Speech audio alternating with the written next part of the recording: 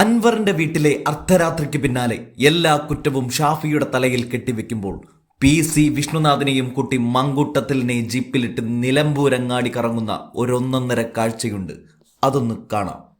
നിലമ്പൂരിലെ തെരഞ്ഞെടുപ്പ് പ്രചാരണം അതിന്റെ ഉച്ചസ്ഥായിലേക്ക് നീങ്ങുകയാണ്. സ്ഥാനാർത്ഥികളുടെ കാര്യത്തിൽ തീരുമാനമായിരിക്കുന്നു. ഇന്നിപ്പോൾ ആര്യാടൻ ഷൗക്കത്തിന്റെ പര്യടനം ആരംഭിച്ചിരിക്കുന്നു. ഞാനിപ്പോൾ ഉള്ളത് ആര്യാടൻ ഷൗക്കത്തിന്റെ ഒരു വിജയ വണ്ടി എന്ന് വിജയിപ്പിക്കാവുന്ന യൂത്ത് ബ്രിഗേഡുകളുള്ള വാഹനത്തിലാണ്. നമുക്ക് എന്തായാലും ഈ വാഹനത്തിന്റെ ഡ്രൈവറായുള്ളത് വടകരയുടെ പ്രിയപ്പെട്ട MP ആയ ഷാഫി പറമ്പിലാണ്. ശ്രീ വിഷ്ണുനാഥ് ഉണ്ട്, രാഹുൽ മാങ്കൂട്ടത്തിലുണ്ട്, എല്ലാവരും ഉണ്ട്. ആദ്യം നമുക്ക് വണ്ടിയുടെ സാരഥിയിലേക്ക് തന്നെ പോവാം. എങ്ങനെയാണ് ഈ വണ്ടി വലിയ വിജയത്തിലേക്ക് നീങ്ങുന്ന ഒരു വിജയ വണ്ടിയായി മാറിയിരിക്കുകയാണ്?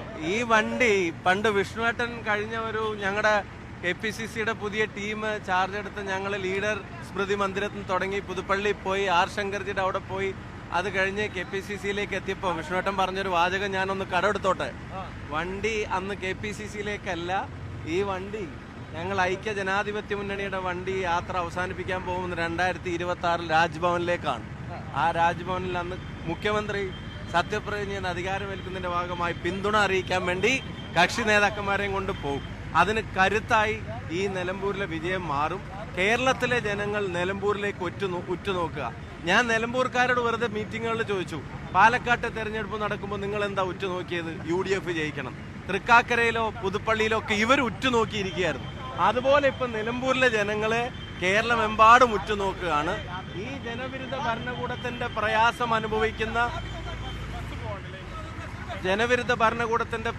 അനുഭവിക്കുന്ന മുഴുവൻ ആളുകളും ഉറ്റുനോക്കുന്നത് നിലമ്പൂരിലേക്കാണ്. നിലമ്പൂരിലെ ജനതയുടെ രാഷ്ട്രീയ ബോധം അവർക്ക് വിശ്വാസമുണ്ട്. ഐക്യ ജനാധിപത്യ മുന്നണി സാരഥി ആര്യാടൻ ഷൗക്കത്ത് വലിയ ഭൂരിപക്ഷത്തോടെ ഈ തെരഞ്ഞെടുപ്പിൽ ജയിക്കും. പല ഉപതെരഞ്ഞെടുപ്പുകളിൽ നമ്മൾ കാണുന്നു, പലയിടങ്ങളിൽ നിങ്ങളുടെ ടീം വിജയിക്കുകയും ചെയ്തിട്ടുണ്ട്. നിലമ്പൂരിലേക്ക് എത്തുമ്പോൾ എന്താണ് മാറ്റം പ്രകടനം? ഒന്നാമത് ഷാഫി ഡ്രൈവ് ചെയ്യുന്ന ഈ വണ്ടി, ആര്യാടൻ ഷൗക്കത്തിനെയും രാഹുലിനെയും ഫിറോസിനെയും ഒക്കെ ഈ വണ്ടി ഇത് വിജയ വണ്ടിയാണ്. നമ്മൾ തൃക്കാക്കരയിലും പുതുപ്പള്ളിയിലും പാലക്കാടും എല്ലാം വിനയത്തോടുകൂടി ജനങ്ങളോടൊപ്പം നിന്ന് പ്രവർത്തിച്ചു, വിജയം കിട്ടി. നിലമ്പൂരിന്റെ പ്രത്യേകത, പിണറായി വിജയന്റെ ഗവൺമെന്റിനെതിരായിട്ടുള്ള ഭരണവിരുദ്ധ വികാരം അതിന്റെ കൊടുമുടിയിൽ നിൽക്കുമ്പോഴാണ് ഈ ഇലക്ഷൻ നടക്കുന്നത്.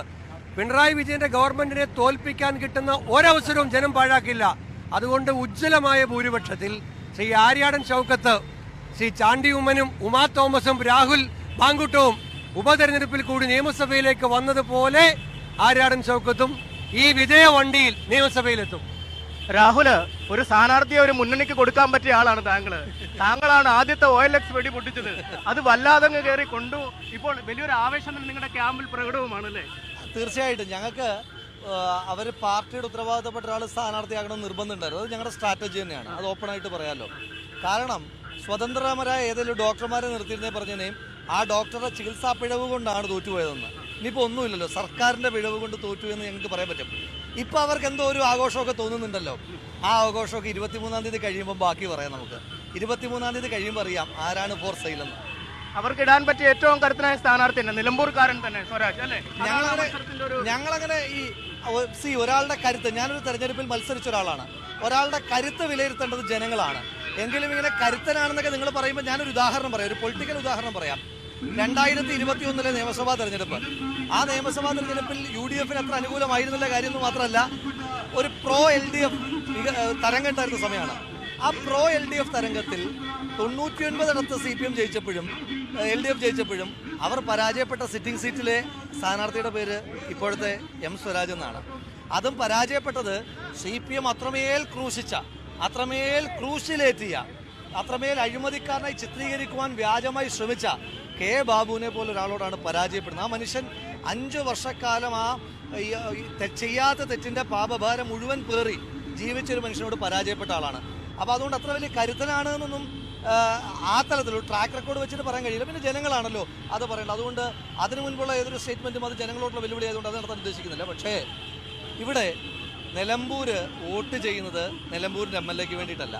ഇവിടെ ശ്രീ ഷാഫി പറമ്പിൽ സൂചിപ്പിച്ചല്ലോ, ഈ വണ്ടി നിയമസഭയിലേക്കല്ല, ഈ വണ്ടി ആര്യാടൻ ഷൗക്കത്തിനെ വെച്ചുകൊണ്ടുള്ള ഈ വണ്ടി അവസാനിക്കുന്ന രാജ്ഭവനിലാണ്. രാജ്ഭവനിൽ അതിനൊരു ട്രോളാകണ്ട, ഞാൻ പർപ്പസ്ഫുള്ളി പറഞ്ഞതാണ്. അപ്പോൾ ചോദിക്കും, ജയിച്ചു വരുന്ന MLAമാർ രാജ്ഭവനിലേക്കാണ് പോകുന്നത്? അല്ല, ജയിച്ചു വരുന്ന MLAമാരുടെ സംഘം 26-ൽ രാജ്ഭവനിൽ കേരളത്തിൻ്റെ പുതിയ മുഖ്യമന്ത്രി UDF മുഖ്യമന്ത്രി ഉണ്ടാക്കും. എന്തായാലും വലിയ ഭാഗ്യമുള്ള ആളാണ് ആര്യാടൻ ഷൗക്കത്ത്. വർക്കിംഗ് പ്രസിഡന്റുമാരുണ്ട് ഇപ്പോൾ. അവർ നാട്ടുകാരതാ പറയുന്നത് ഇപ്പോഴാണ് ശരിക്കും വർക്കിംഗ് പ്രസിഡന്റുമാരായതെന്നാ ഇല്ലേ?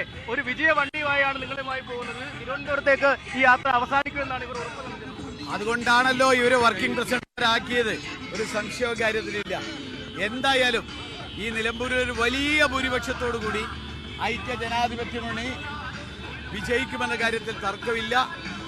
അടുത്ത ഈ 2026 അസംബ്ലി തെരഞ്ഞെടുപ്പിന് അനുകൂലമായി ഒരു വലിയ വിധിയെഴുത്ത് ഈ ഐക്യ ജനാധിപത്യ മുന്നണിക്ക് ഈ നിലമ്പൂരില്ല. ഈ ടീം ഒരു വലിയ എനർജി അല്ലേ നൽകുന്നത്? ഈ ടീം ഒരു വലിയ എനർജി അല്ലേ നൽകുന്നത്? 100%.